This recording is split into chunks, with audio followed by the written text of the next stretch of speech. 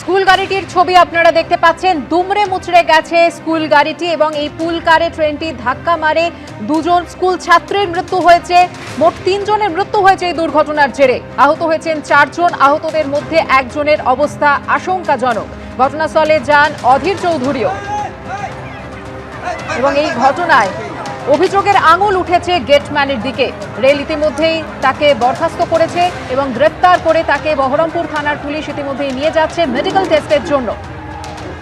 ওই যে অভিযুক্ত যে গেটম্যান, সেই গেটম্যানকে গ্রেপ্তার করার জন্য প্রক্রিয়াও কিন্তু বহরমপুর থানার পুলিশ ইতিমধ্যে তারা যাচ্ছেন এবং তারা ইতিমধ্যেই ভিতরে যেতে শুরু করেছেন এবং তারা সেখানে গিয়ে কিভাবে তাকে নিয়ে যাওয়া যায়, তাদের হেফাজতে নেওয়া যায়, পুলিশের হেফাজতে নেওয়া যায় তারও চেষ্টা তারা করছেন এবং গেটম্যান বসে রয়েছেন।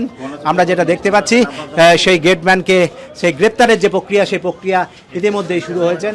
পুলিশের পক্ষ থেকে তাকে গ্রেপ্তার করে নিয়ে যাওয়া হচ্ছে। বহরমপুর থানার পুলিশ তাকে গ্রেপ্তার করে এই মুহূর্তে আমরা নিয়ে যাচ্ছি।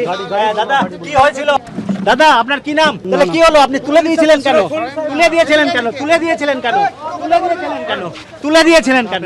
তুলে দিয়েছিলেন কেন? আপনি গেট তুলেছিলেন কেন? গেট তুলেছিলেন কেন? কি হয়েছে? আপনাকে তুলে দিল কেন? হ্যাঁ, কি হয়েছিল? কি করেছিলেন? আপনার নাম কি? আপনার নাম কি?